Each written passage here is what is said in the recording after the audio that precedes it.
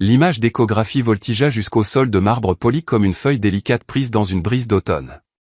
Pendant un instant, Méline Harris resta figée, le souffle coupé, tandis qu'elle regardait la photo en noir et blanc glisser sur le sol pour s'arrêter au pied des Oxford impeccablement cirés de Richard Bennett, PDG de Bennett Innovation. Le temps sembla ralentir lorsque ses yeux bleus perçants passèrent du rapport trimestriel qu'il tenait à la petite image à ses pieds. « Je crois que vous avez fait tomber quelque chose, mademoiselle Harris, dit-il, sa voix grave résonnant dans l'étage exécutif soudain silencieux. Avant que Méline puisse bouger, Richard se pencha, sa silhouette de 1,90 m se pliant avec grâce pour ramasser la photo d'échographie. Son expression resta neutre tandis qu'il la lui tendait, mais quelque chose vacilla dans son regard lorsqu'il aperçut la date imprimée dans le coin. 15 avril 2025, exactement 11 semaines après leur rencontre au gala de charité de l'hôtel Bellamy. Les doigts de Méline tremblèrent légèrement lorsqu'elle reprit la photo, espérant qu'il n'avait pas fait le rapprochement. « Merci, monsieur Bennett », parvint-elle à dire en glissant l'image dans son portfolio en cuir. « Les projections trimestrielles sont prêtes pour votre examen.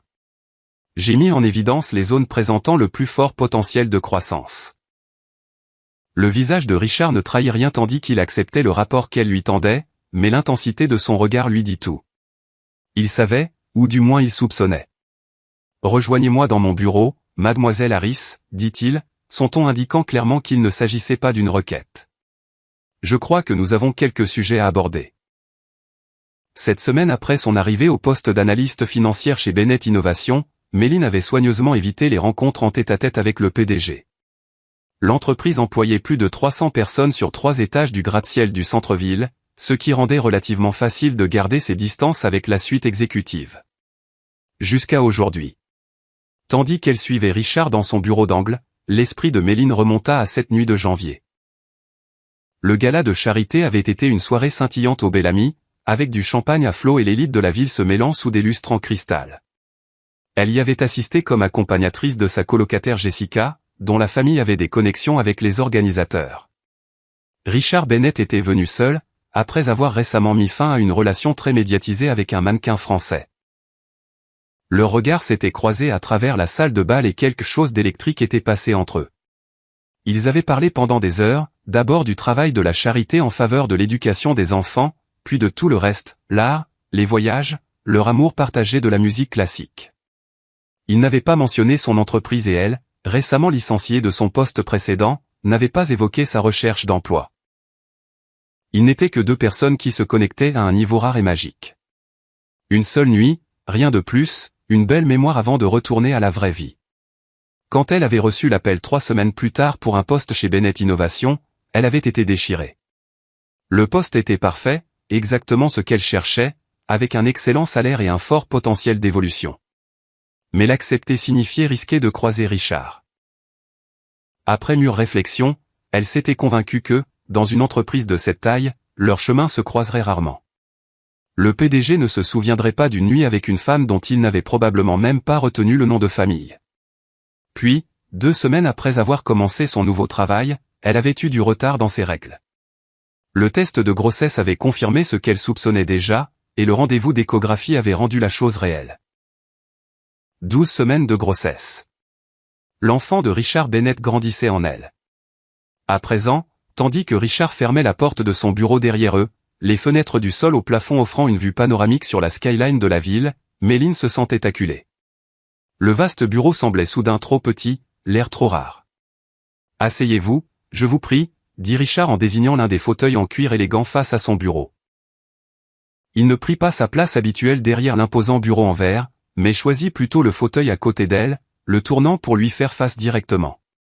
Aucune barrière entre eux. « J'ai été impressionné par votre travail, mademoiselle Harris, commença-t-il, sa voix soigneusement mesurée. Vos analyses financières ont été perspicaces, créatives même. Le conseil d'administration a particulièrement apprécié votre présentation de la semaine dernière. Merci, monsieur Bennett. Répondit Méline, les mains serrées sur ses genoux pour les empêcher de trembler. Allait-il faire comme s'il n'avait pas vu la date ou préparait-il quelque chose d'autre? Pourtant, il poursuivit, se penchant légèrement en avant.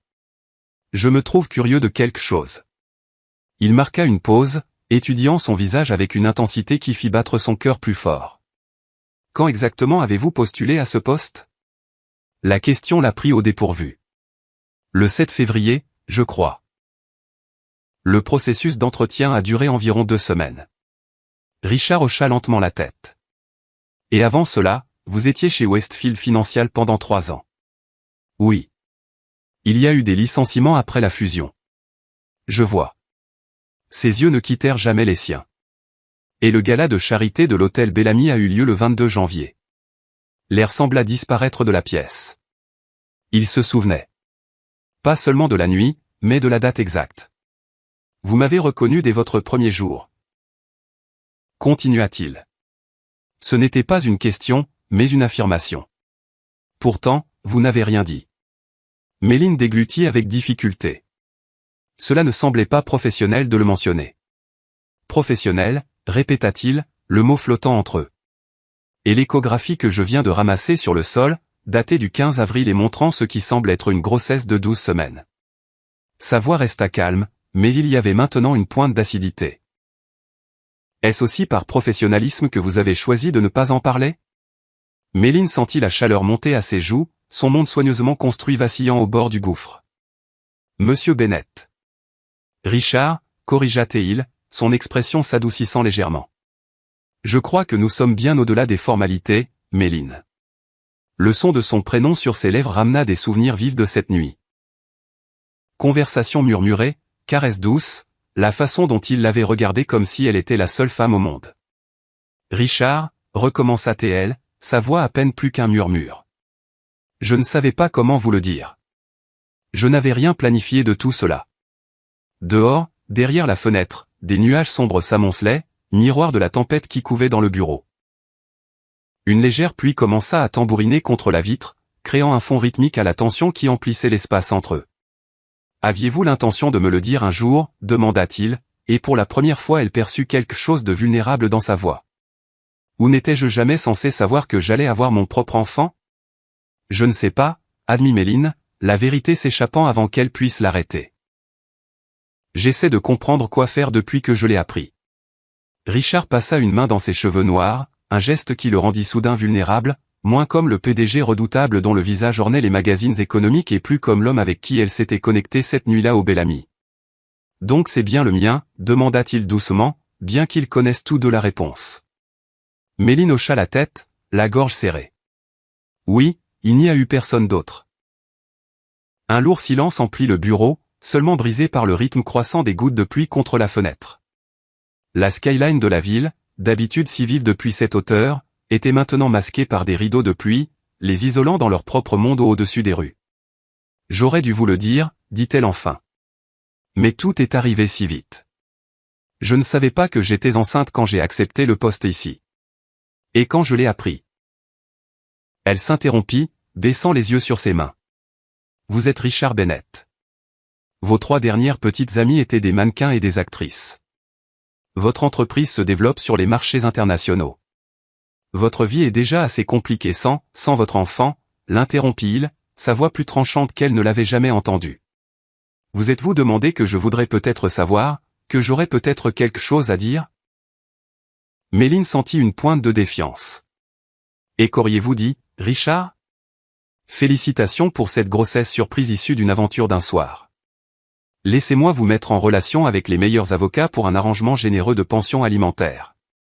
Ou peut-être, quel dommage que cela soit arrivé, mais bonne chance.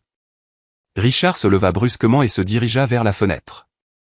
Il resta là un long moment, le dos tourné, les épaules tendues sous son costume sur mesure. Quand il se retourna enfin, son expression était soigneusement contrôlée.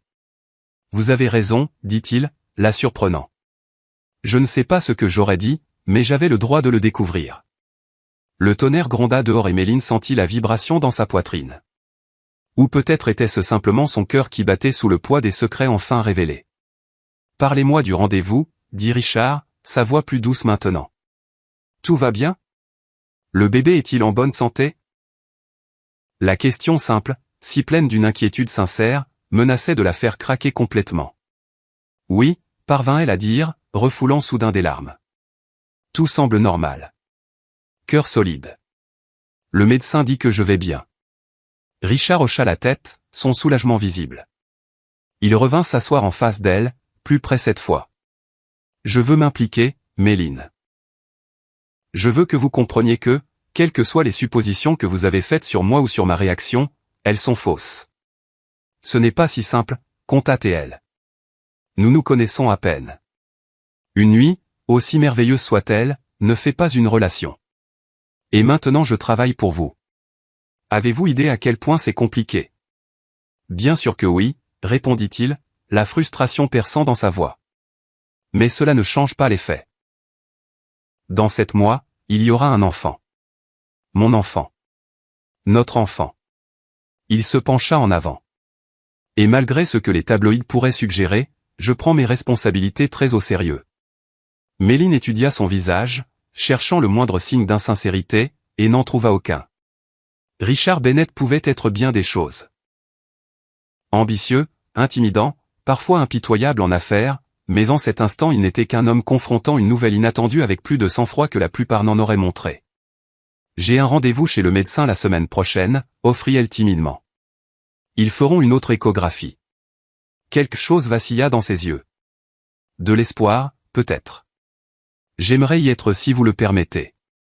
Avant qu'elle puisse répondre, le téléphone de son bureau sonna. Richard l'ignora, mais il sonna à nouveau, insistant. Monsieur Bennett, fit la voix de son assistante dans le haut-parleur. La délégation Nakamura est arrivée en avance. Ils attendent dans la salle de conférence. Richard ferma brièvement les yeux. Le monde extérieur s'invitait dans leur fragile moment de compréhension. Dites-leur que j'arrive dans 5 minutes, dit Anne. Il se tourna vers Méline. Je dois m'en occuper. C'est l'expansion à Tokyo. Nous travaillons dessus depuis des mois. Son regard était intense, presque suppliant. Mais cette conversation n'est pas terminée. Dînez avec moi ce soir, pas en tant que votre patron. En tant que père de votre enfant. Nous devons parler de la suite. Méline hésita. Des années de prudence instinctive luttaient contre l'attraction indéniable qu'elle ressentait encore pour lui. D'accord, accepta-t-elle enfin. Le dîner.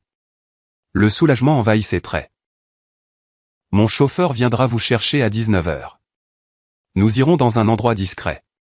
Tandis qu'elle rassemblait son portfolio pour partir, Richard tendit la main et ses doigts effleurèrent légèrement son bras. Le contact envoya une décharge à travers elle, rappelant à son corps tout ce que son esprit avait tenté d'oublier. Merci, dit-il simplement, d'avoir accepté de parler. Et Méline, quelle que soit la façon dont cela s'est produit, je veux que vous sachiez. Un enfant n'est pas une mauvaise nouvelle pour moi. 7 heures plus tard, Méline se tenait devant sa penderie dans son modeste appartement, écartant tenue après tenue. Rien ne semblait convenir pour un dîner avec le père de son enfant à naître, qui se trouvait aussi être son patron, après une révélation qui avait bouleversé leurs deux vies. Tu réfléchis trop, dit Jessica depuis l'embrasure de la porte, observant la pile croissante de vêtements rejetés par sa colocataire. Cet homme t'a déjà vu nu. Je ne pense pas qu'il se soucie que tu portes la robe bleue ou la noire. Jess, grogna Méline en lançant un pull roulé en boule vers son ami. Pas d'aide. Jessica attrapa le pull en riant. Désolé, mais il faut bien détendre l'atmosphère. Tu as l'air de te préparer pour une exécution, pas pour un dîner. Son expression s'adoucit. Comment a-t-il vraiment pris la nouvelle? La grossesse? Méline s'assit sur le bord du lit. Mieux que je ne l'espérais, admit-elle. Il était contrarié que je ne lui ai pas dit plus tôt, mais il n'était pas en colère pour le bébé lui-même. Il a dit qu'il voulait s'impliquer. Et ça te surprend? Je ne le connais pas, Jess. Pas vraiment. Une nuit, et quelques interactions professionnelles. Ne me dis pas que tu ne sais pas qui est vraiment Richard Bennett quand les caméras ne sont pas là. Jessica s'assit à côté d'elle. Eh bien, les tabloïds disent. Les tabloïds disent qu'il a fréquenté un mannequin français qui est en fait canadien, qu'il possède une île privée où il n'est jamais allé, et qu'il a une fois frappé un concurrent lors d'un gala de charité alors qu'ils se sont simplement serré la main un peu fermement, l'interrompit Méline. Je ne pense pas qu'il soit des sources fiables. Point valide, concéda Jessica. Mais ce soir, c'est ta chance de vraiment le connaître. Le vrai lui, pas le PDG ni l'homme d'une nuit. Le futur père de ton enfant. Elle prit une simple robe émeraude dans la pile rejetée. Porte celle-ci. Elle fait ressortir tes yeux et convient à ta grossesse. Ni trop sexy, ni trop formel. Juste toi. Méline prit la robe, la gratitude inondant son visage. Que ferais-je sans toi? Probablement arrivée en sweatpants ou en robe de bal, sans rien entre les deux, taquina Jessica en se levant. Maintenant habille-toi. La voiture de ton baby daddy arrive dans 20 minutes. Ne l'appelle pas comme ça, protesta Méline, mais il y avait pour la première fois de la journée un soupçon de sourire sur son visage. Comme prévu, la voiture noire élégante arriva pile à 19h. Le chauffeur, un homme âgé poli qui se présenta comme Thomas, tint la portière pour elle avec un signe de tête respectueux. Monsieur Bennett termine un appel et vous rejoindra au restaurant, mademoiselle Harris, expliqua-t-il tandis qu'il s'éloignait de son immeuble. Il m'a demandé de vous présenter ses excuses pour ne pas venir vous chercher personnellement. Méline hocha la tête, essayant d'ignorer le petit pincement de déception. Bien sûr, Richard travaillait tard. Il dirigeait une multinationale. Elle n'avait aucun droit d'attendre qu'il abandonne tout à cause de leur situation. Tandis que la voiture serpentait dans les rues de la ville, elle posa une main protectrice sur son ventre encore plat. « Qu'est-ce que je fais ?» murmura-t-elle pour elle-même, soudain submergée par la réalité de la soirée à venir. Ce n'était pas seulement un dîner. C'était le début de négociations qui façonneraient le reste de sa vie et celle de son enfant. Le restaurant n'était pas ce à quoi Méline s'attendait. Au lieu d'un des établissements gastronomiques exclusifs de la ville où les réservations se faisaient des mois à l'avance, Thomas la conduisit à une maison victorienne rénovée sur une rue calme bordée d'arbres dans le quartier historique. Une plaque de laiton discrète à côté de la porte indiquait « Charlotte S. ». Monsieur Bennett possède cet endroit, expliqua Thomas en lui ouvrant la portière. Il n'est pas ouvert au public. Il l'utilise pour des réunions privées et des occasions spéciales. L'intérieur était chaleureux et élégant, sol en bois dur poli, éclairage doux provenant de luminaires anciens, et un feu crépitant dans ce qui avait autrefois été le salon de la maison. Aucun autre client n'était présent, seulement une table dressée pour deux près de la cheminée, et une femme plus âgée qui l'accueillit avec un sourire chaleureux. « Mademoiselle Harris, bienvenue. »« Je suis Charlotte, » dit-elle en prenant son manteau. « Monsieur Bennett vous attend dans la bibliothèque. Veuillez me suivre. » Méline suivit Charlotte à travers la salle à manger principale jusqu'à une pièce plus petite bordée de bibliothèque. Richard se leva quand elle entra, posant ce qui ressemblait à un vieil album photo. Il avait troqué son costume d'affaires contre un pantalon sombre et un pull en cachemire qui adoucissait son allure habituellement imposante. « Vous êtes ravissante, » dit-il simplement en tirant sa chaise. « Merci d'être venue. » Charlotte se retira discrètement, les laissant seuls dans l'espace intime. Une bouteille d'eau pétillante rafraîchissait dans un seau à glace à côté de la table. « Cet endroit est magnifique, » dit Méline en jetant un regard autour d'elle sur les bibliothèques bien garnies. « Thomas a dit que vous en êtes propriétaire ?» Richard hocha la tête en versant de l'eau pour eux deux. « C'était la maison de ma grand-mère. Après sa mort, je n'ai pas pu me résoudre à la vendre, mais elle restait vide. Charlotte était sa gouvernante pendant 30 ans. C'est elle qui a suggéré d'en faire un lieu de restauration privée, ses yeux se plissèrent légèrement au coin. Elle refuse toujours que je l'appelle autrement que Charlotte, malgré le fait qu'elle soit techniquement mon employée depuis 10 ans. L'histoire personnelle surprit Méline. Ce n'était pas le genre de détail qui apparaissait dans sa biographie d'entreprise ou ses profils de presse. Vous étiez proche de votre grand-mère. Observa-t-elle. Elle m'a élevé après la mort de mes parents, répondit-il. Une ombre traversa son visage. Accident de voiture quand j'avais 8 ans. Ma grand-mère était la seule famille qui me restait. Méline l'ignorait. Les magazines économiques présentaient Richard Bennett comme un succès self-made qui avait bâti sa société technologique à partir de rien, mais il mentionnait rarement son histoire personnelle. « Je suis désolée, dit-elle doucement. Je ne savais pas pour vos parents. Ce n'est pas quelque chose dont je parle souvent, admit-il, mais cela semble pertinent maintenant, vu notre situation. » Il hésita, puis ajouta, « Ma grand-mère m'a appris que la famille est précieuse, irremplaçable. C'est pourquoi aujourd'hui, quand j'ai vu cette échographie. » Il s'interrompit, l'émotion prenant brièvement le dessus sur son sang-froid habituel. Leur conversation s'interrompit lorsque Charlotte revint avec le premier plat, une soupe délicate que Méline reconnut comme une soupe de poulet aux nouilles maison, un plat réconfortant élevé au rang de gourmet. La recette de votre grand-mère, devina-t-elle après le départ de Charlotte. Richard parut surpris, puis ravi. Oui, comment le saviez-vous? Juste une intuition. C'est trop personnel pour être une création de chef. Ils mangèrent dans un silence complice un moment avant que Richard reprenne la parole. Je veux savoir ce que vous pensez, Méline, de la grossesse, de nous, de la façon dont vous voulez procéder. Méline posa soigneusement sa cuillère. Je veux garder le bébé, dit-elle, les mots venant plus facilement qu'elle ne l'avait imaginé. Je l'ai su dès l'instant où j'ai vu la première échographie. Ce que je ne sais pas, c'est comment naviguer dans tout le reste. Elle croisa son regard directement. Je ne cherche rien de vous que vous ne voulez pas donner, mais je ne mentirai pas en disant que je ne m'inquiète pas pour mon travail, ma réputation, mon avenir dans l'entreprise. Votre poste est sécurisé, dit Richard immédiatement. Quelle que soit notre situation personnelle. Vraiment, le défia Méline. Vous savez aussi bien que moi à quelle vitesse les rumeurs se propagent. Une fois que les gens sauront que je suis enceinte de l'enfant du PDG, personne ne croira que j'ai mérité mon poste. Tout ce pourquoi j'ai travaillé sera remis en question. Richard fronça les sourcils. Nous pouvons être discrets. Pour combien de temps? L'interrompit-elle. Tôt ou tard, je vais montrer. Tôt ou tard, les gens feront le calcul. Et ensuite? Le conseil d'administration sera-t-il à l'aise avec cette situation? Nos clients? Avant que Richard puisse répondre, Charlotte arriva avec le plat principal, un filet mignon parfaitement préparé pour lui et un poulet rôti aux herbes pour elle. Tandis qu'elle disposait les assiettes, Méline remarqua le regard de Charlotte qui glissa brièvement vers son ventre encore plat, puis vers Richard avec une expression de connaissance sans jugement, seulement de l'affection. Quand ils furent à nouveau seuls, Richard se pencha en avant. « Je veux vous montrer quelque chose. » dit-il en prenant l'album photo qu'il avait mis de côté. Il l'ouvrit à une page marquée et le tourna vers elle. La photographie montrait un Richard beaucoup plus jeune, peut-être 16 ou 17 ans, debout à côté d'une jolie fille blonde du même âge. Ils souriaient tous les deux, son bras autour de ses épaules de manière protectrice.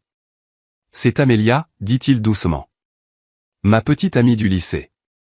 Nous sommes restés ensemble 3 ans. » Méline étudia la photo, notant le bonheur sincère sur les deux visages. « Elle est ravissante. Que s'est-il passé entre vous? » Richard tourna la page. La photo suivante montrait la même fille, maintenant visiblement enceinte, souriant toujours, mais avec des cernes sous les yeux. Richard se tenait à côté d'elle, l'air à la fois terrifié et fier. « Elle est tombée enceinte en terminale, » dit-il, sa voix basse. Nous avions 17 ans, terrifiés. Mais nous avons décidé de garder le bébé, de nous marier après le diplôme. Le souffle de Méline se coupa. Vous avez un enfant? La réalisation qu'elle savait si peu de cet homme, le père de son bébé à naître, la frappa de plein fouet. Non, dit Richard, le mot lourd d'un vieux chagrin. Amélia a eu des complications au 7e mois. Une prééclampsie qui n'a pas été détectée à temps. Elle? Sa voix se brisa légèrement. Elle est morte. Le bébé aussi. Un petit garçon. La main de Méline couvrit instinctivement la sienne sur la table. Richard, je suis tellement désolé. Il tourna à nouveau la page, montrant un programme funéraire. Ma grand-mère a été mon roc pendant tout ça. Elle m'a appris que le chagrin ne diminue pas avec le temps. On construit simplement sa vie autour. Il ferma doucement l'album. Donc quand je vous dis que je veux m'impliquer dans la vie de notre enfant, ce ne sont pas que des mots, Méline. Ce n'est pas seulement une obligation. J'ai connu la perte. Je ne prends pas la famille à la légère. La révélation changea tout. L'homme assis en face d'elle n'était pas le playboy PDG que les médias dépeignaient, collectionnant les belles femmes comme des trophées. C'était quelqu'un qui avait affronté une perte dévastatrice et s'était reconstruit malgré tout, portant des cicatrices invisibles sous son extérieur réussi. « Pourquoi me racontez-vous cela ?» demanda-t-elle, bien qu'elle pensât en connaître la raison. « Parce que je veux que vous compreniez pourquoi votre grossesse, pourquoi notre enfant compte tant pour moi. » Il la regarda intensément. « Et parce que j'ai besoin que vous sachiez qui je suis vraiment, pas ce que la presse dit de moi, si nous voulons trouver une solution ensemble. » Le plat principal oublié, Méline sentit les larmes menacer hormones de grossesse, se dit-elle, mais elle savait que c'était plus que cela. « Je ne m'attendais pas à cela, admit-elle. À rien de tout cela. Vous n'êtes pas celui que je croyais. Est-ce bon ou mauvais? Demanda-t-il, une lueur de vulnérabilité traversant son visage. Je ne suis pas sûr encore, répondit-elle honnêtement. Mais j'aimerais le découvrir. Le moment fut interrompu par Charlotte, qui apparut avec une expression inquiète. Je suis désolé de vous déranger, monsieur Bennett, mais il y a un appel urgent de Tokyo. Monsieur Nakamura insiste, cela ne peut pas attendre. Richard soupira, visiblement tiraillé. Je dois le prendre. La fusion en dépend. Voulez-vous bien m'excuser quelques minutes? Méline hocha la tête, le regardant suivre Charlotte vers ce qui devait être un bureau. Seule, elle se dirigea vers les bibliothèques, examinant les titres, classiques, histoire, sciences, une collection bâtie sur des générations. Ses doigts glissèrent sur les dos jusqu'à une section de livres pour enfants, usés et visiblement chéris. Un livre était légèrement tiré vers l'avant par rapport aux autres. Goodnight Moon. Méline le sortit de l'étagère et l'ouvrit pour y trouver une dédicace. À Richard, avec tout mon amour, rêve grand, mon petit. Grand-mère. Elle remettait le livre en place quand elle remarqua un article de journal encadré partiellement caché derrière d'autres volumes. Curieuse, elle les écarta pour révéler une coupure de presse vieille de 20 ans sur la tragédie de la famille Bennett. Le titre principal disait « Une famille locale dévastée ». L'homme d'affaires éminent Jonathan Bennett et son épouse Catherine meurent dans un accident. Le fils survit. Mais c'était le petit titre en dessous qui fit courir un frisson froid dans son sang. Le PDG de Bennett Pharmaceuticals laisse son empire à son fils de 8 ans.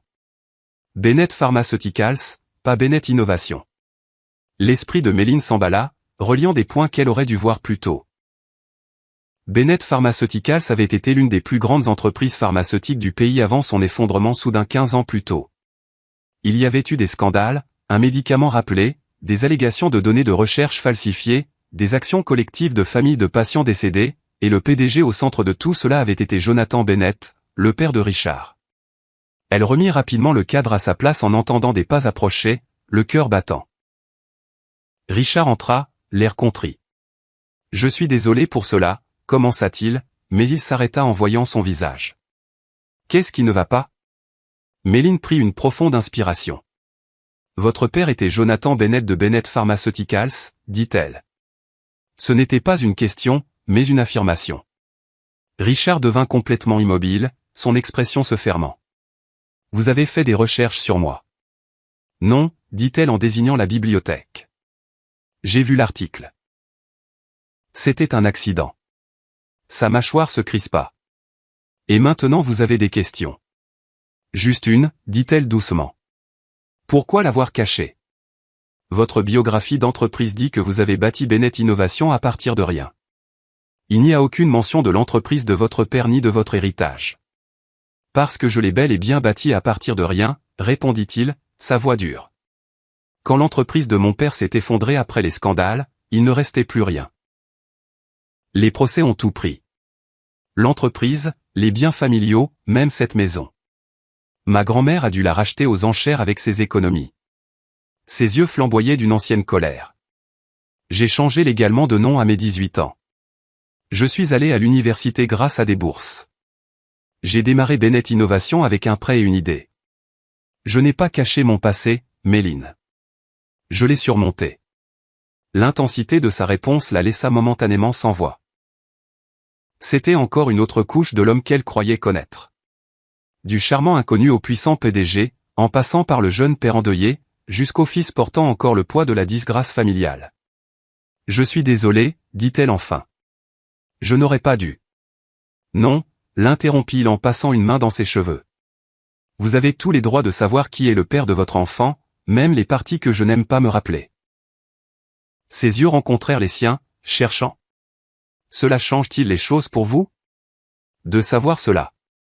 La question resta suspendue entre eux, lourde d'implications qu'aucun d'eux n'avait pleinement envisagées jusqu'à cet instant. Non, dit Méline après un long moment. Cela ne change pas ce que je ressens. Au contraire, cela m'aide à mieux vous comprendre. Elle se rapprocha de lui.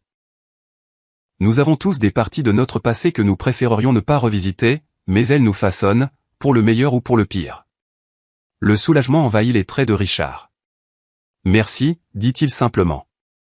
Charlotte revint avec le dessert, un crumble aux pommes chaudes avec de la glace à la vanille, son timing impeccable comme toujours.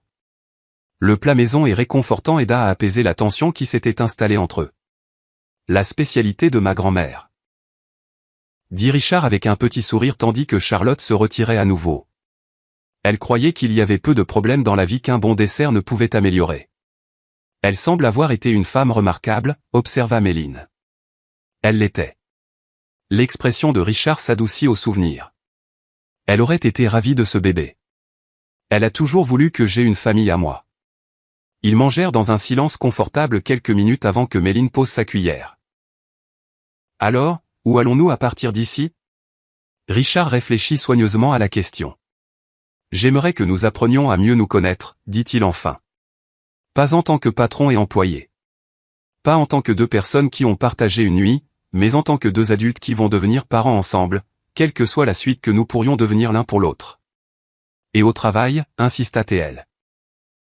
J'ai trop travaillé pour être vu seulement comme la femme qui porte l'enfant du PDG.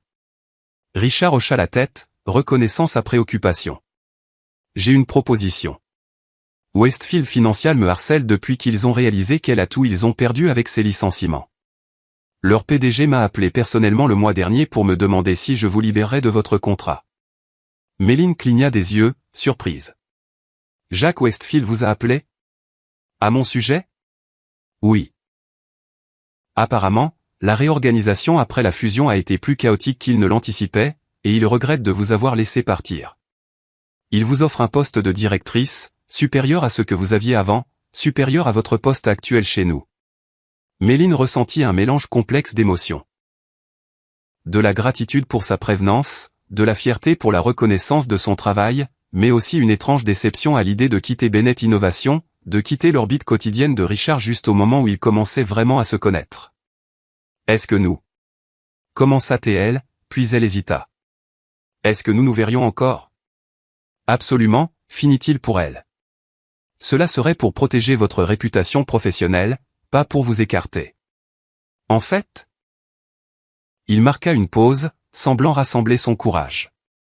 J'espérais que nous pourrions envisager de sortir ensemble correctement cette fois, d'apprendre à nous connaître tandis que nous nous préparons pour cet enfant. La proposition resta suspendue dans l'air entre eux, inattendue et pourtant parfaitement juste.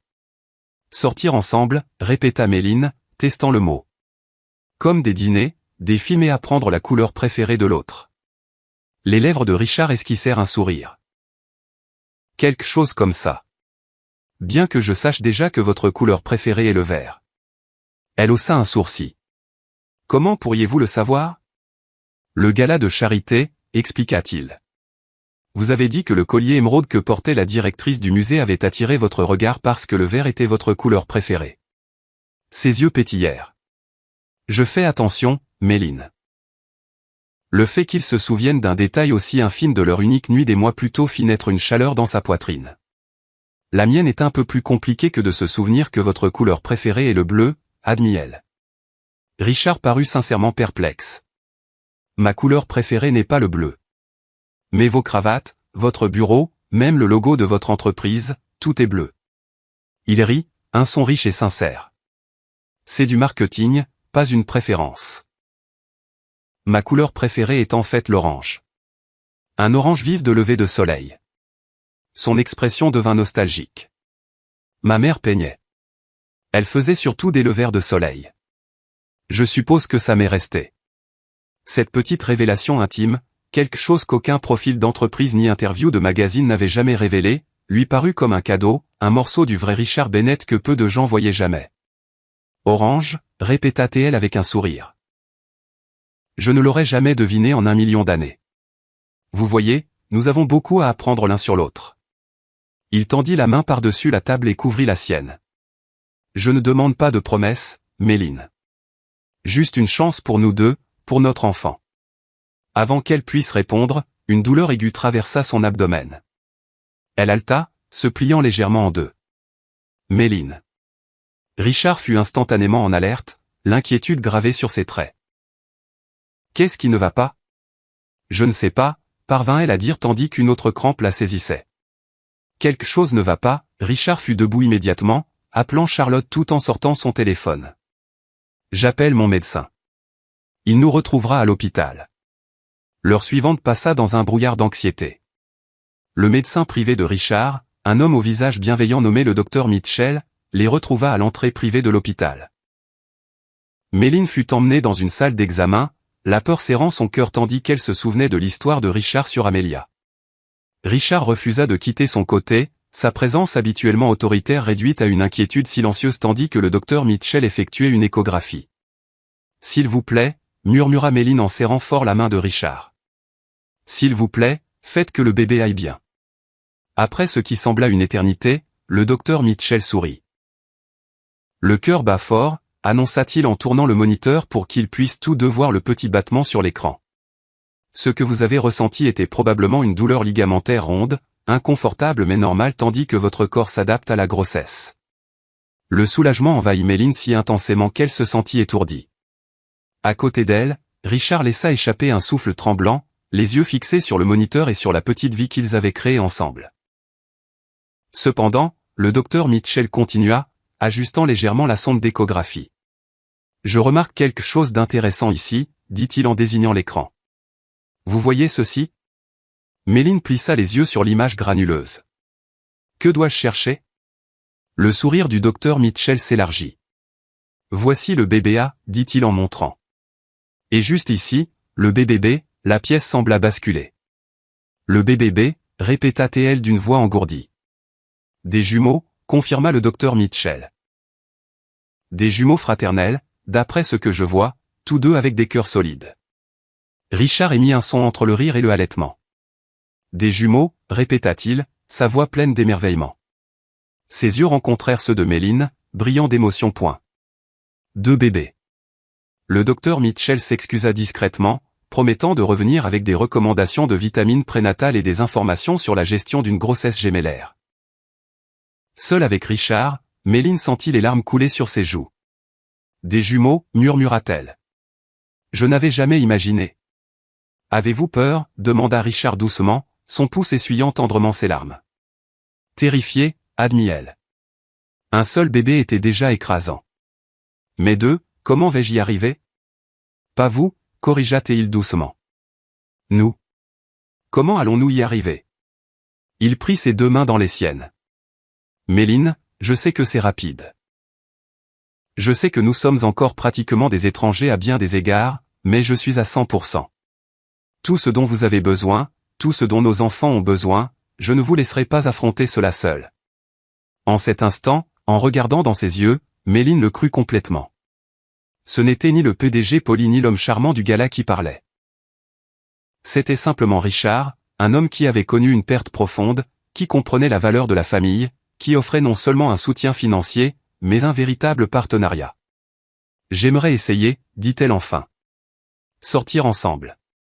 Je veux dire, apprendre à nous connaître, voir si nous pouvons construire quelque chose de réel pour nous-mêmes et pour nos enfants. Son sourire fut comme un lever de soleil perçant les nuages. J'aimerais cela aussi. 18 mois plus tard. Dada dada. Le petit Thomas scandait en frappant joyeusement sa cuillère contre le plateau de sa chaise haute. À côté de lui, sa sœur Charlotta, nommée d'après la grand-mère de Richard, disposait méthodiquement ses céréales en motifs qu'elle seule comprenait. Tu as une admiratrice, rit Méline tandis que Richard entrait dans la cuisine de leur brownstone, ajustant sa cravate. Le sentiment est réciproque, mon pote. Dit Richard en déposant un baiser sur la tête de son fils avant de faire de même avec sa fille, qui lui offrit un sourire solennel. Les jumeaux étaient arrivés 7 mois après cette nuit fatidique au restaurant de Charlotte, en bonne santé, forts, et avec des personnalités distinctement différentes dès le premier jour. Thomas était tout bénette, cheveux noirs et regard intense avec les yeux bleus perçants de son père. Charlotta avait les cheveux châtains dorés de Méline et son tempérament réfléchi. L'appel de Tokyo est à 10 heures, rappela Méline en lui tendant un mug de voyage rempli de café. Et Jacques veut ses projections pour midi. Richard prit le mug avec gratitude. Que ferait Westfield Financial sans sa brillante directrice financière? Probablement la même chose que Bennett Innovation sans son PDG, taquina TL en retour, pataugé lamentablement. Il rit, l'attirant contre lui pour un vrai baiser. Dîner ce soir, chez Charlotte, juste nous deux. Maman garde les jumeaux pour la nuit. Méline confirma. c'est un rendez-vous. Tandis que Richard se préparait à partir au travail, il s'arrêta dans l'embrasure de la porte, observant Méline essuyer les mains collantes de Thomas et répondre patiemment aux questions sérieuses de Charlotta sur pourquoi les céréales flottent. La vue ne manquait jamais de faire exploser son cœur de bonheur. Et, appelatait-il doucement. Quand elle leva les yeux, il dit « Je vous aime, tous les trois ». Le sourire de Méline, celui réservé uniquement à lui, illumina son visage. « Nous t'aimons aussi. Maintenant va diriger ton empire. » Après son départ, Méline aida les jumeaux à descendre de leur chaise haute. Tandis qu'ils trottinaient vers le salon pour jouer, elle se sentit attirée par la cheminée, où une collection de photos encadrées racontait l'histoire de leur début peu conventionnel et de la famille qu'ils étaient devenus. Il y avait le gala de charité où ils s'étaient rencontrés, capturé par un photographe de société qui ignorait la signification de cette rencontre. La grand-mère de Richard dans son jardin, une photo que Richard chérissait. Les jumeaux le jour de leur naissance, minuscules et parfaits. Leur mariage intime 6 mois plus tôt, avec les jumeaux comme porteurs d'anneaux titubant dans l'allée avec une concentration déterminée. Et au centre, dans un cadre argenté qui captait la lumière du matin, se trouvait l'image d'échographie qui avait tout déclenché, celle qu'elle avait fait tomber aux pieds de Richard ce jour fatidique. En dessous, Richard avait placé une petite plaque gravée, le jour où notre famille a commencé. Méline toucha doucement le cadre, se souvenant à quel point elle avait été terrifiée quand cette image avait voltigé jusqu'au sol, à quel point elle avait été certaine que sa vie soigneusement planifiée était terminée. Au lieu de cela, elle ne faisait que commencer. Derrière elle, les jumeaux éclatèrent de rire pour quelque chose que seuls comprenaient, le langage spécial des frères et sœurs qui avaient partagé un ventre et partageraient une vie entière. Le son de leur rire, clair et sans retenue, emplissait la maison qu'elle et Richard avaient créée ensemble. Pas la vie qu'elle avait planifiée, certes, mais tandis que Charlotta trottinait vers elle pour tirer sur sa main, réclamant son attention pour une nouvelle découverte, Méline savait avec une certitude absolue qu'elle était infiniment meilleure.